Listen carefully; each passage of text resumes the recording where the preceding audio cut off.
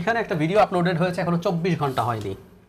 সেই ভিডিওতে পুরোটাই একটা এআই জেনারেটেড ভিডিও। একজন উপস্থাপক মাইক্রোফোন নিয়ে বলছেন, দেখুন মনোনয়ন বঞ্চিত বিএনপির নেতাকর্মীরা কি করছে, একটা ট্রেন ভাঙা হচ্ছে। সেই ট্রেন ভাঙার ভিডিও চলছে, উনি বলছেন যে দলের লোকজন মনোনয়ন না পেয়েই এটা করছে, তারা ক্ষমতায় আসলে কি করতে পারে। এটা 10K like, 3.2K comments, 51K share, 4 million view, 24 ঘন্টাও হয়নি। আমি কৌতূহল করে কমেন্ট করতে গেলাম, কিছু কিছু ভাই এটা বিশ্বাস করেন না, এটা এআই, কিছু কিছু, আর বাকিগুলো বিএনপির 14 পুরুষ উদ্ধার করো। এই হচ্ছে আমাদের, আমরা আশা করি বিএনপি বানাইনি এই ভিডিওটা, মানে বিএনপি কারোর উপর দায় চাপানোর জন্য বানিয়ে ছেড়েছে, আমরা আপাতত এটা না ধরি। যাই হোক, এটা এরা করেছে, এটা হয়েছে বলে না, মানে আমরা কোন রকম বিপদের মধ্যে আছি মেশো, সেই কথাটা বলতে চেয়েছি। 24 ঘন্টাও যায় নাই, 4 মিলিয়ন ভিউ হয়েছে, 51,000 শেয়ার হয়েছে, এবং লোকজন মুন্ডুপাত করছে।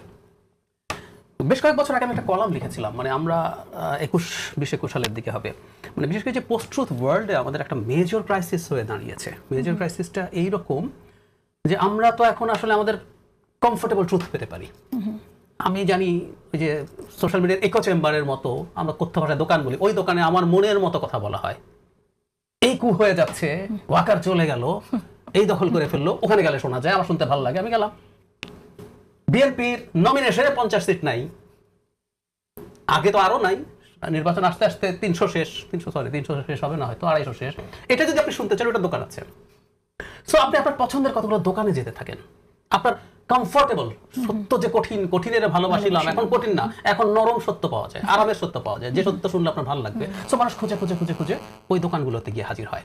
আর যেটা ভালো লাগছে না, যদি শুনে ফেলতেই হয়, ভাই এখানে আছেন আজকে জামাতের অনেক সমর্থক এখানে এই শোটা দেখবেন আমি জানি, কিন্তু কিছু ডিসকমফোর্ট যদি লাগে তার কাছে, এই যে আমি সবাইকে বলছি, এই এখনই নিচে গিয়ে কমেন্ট পড়ুন, দেখুন গালিগালাজ শুরু হয়ে গেছে।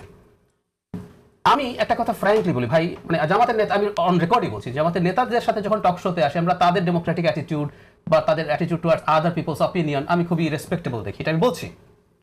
কিন্তু তাদের এটা বট নাকি সমর্থক আমি নিশ্চিত নই।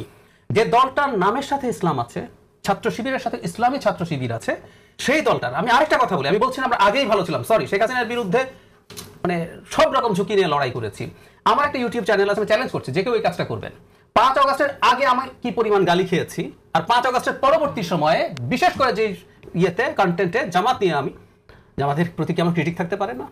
আমি আমার পলিটিক্যাল, আমি যেহেতু একজন মধ্যপন্থী মানুষ, আমি আইডেন্টিটি পলিটিক্সের বিরুদ্ধে, সেটা বিজেপির আইডেন্টিটি পলিটিক্স হোক, সেটা ট্রাম্পের হোক, সেটা জামাতের হোক, আমি সমালোচনা করি, এটা আমার একদম প্রকাশ্য ঘোষণা আছে।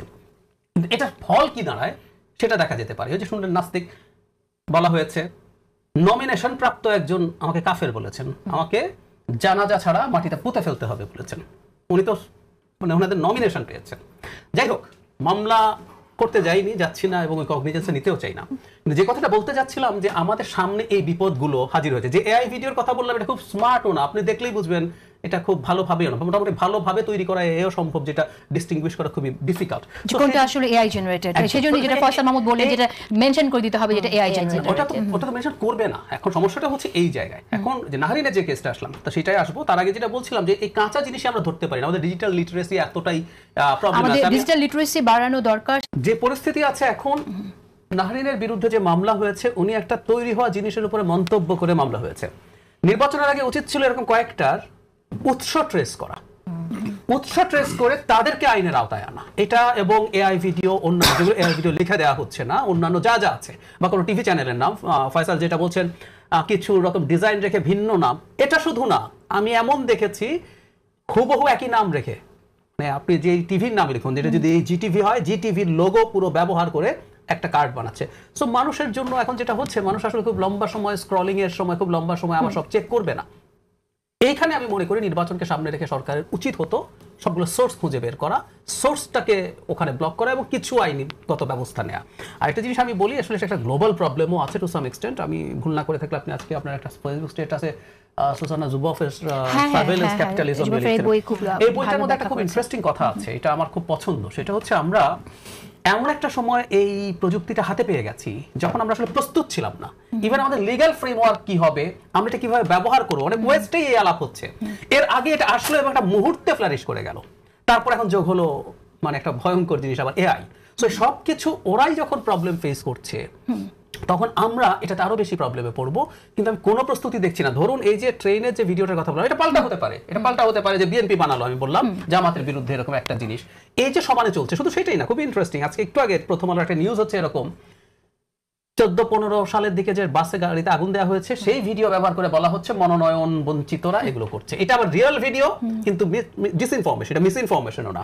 সো এই যে ঘটনাগুলো ঘটছে, আমি আসলে বুঝতে পারছি না যে সরকার কি করবে। সরকারের এই জন্য অ্যাজ আর্লি অ্যাজ পসিবল উচিত কিছু এরকম সোর্স বের করা এবং তাদেরকে শাস্তির আওতায় আনা। জানেন যে নির্বাচনের সময় আরপিওতে কিছু আপনার সংশোধন এসেছে, যে নির্বাচনের সময় যদি ফেক নিউজ ছড়ানো হয়, সেখানে যারা ছড়াবে তাদের বিরুদ্ধে মামলা হবে। কিন্তু এখন মানে সব সময়ের কথা যদি আমরা চিন্তা করি, তাহলে সেক্ষেত্রে আমরা এক সেকেন্ড, আমি একটা কল্পিত সিচুয়েশনের কথা বলি। কোনো একটা কনস্টিটিউয়েন্সিতে একটা এআই ভিডিও বানানো হলো, আইদার বিএনপি অথবা জামাতের যে কোনো একজন প্রার্থী বলছেন আপনারা, আমি আর নির্বাচনে থাকছি না, আপনারা ওনাকে ভোট দিয়ে দেন, এই ধরনের একটা কথা ধরুন বলে দেওয়া হলো। It is very much easy.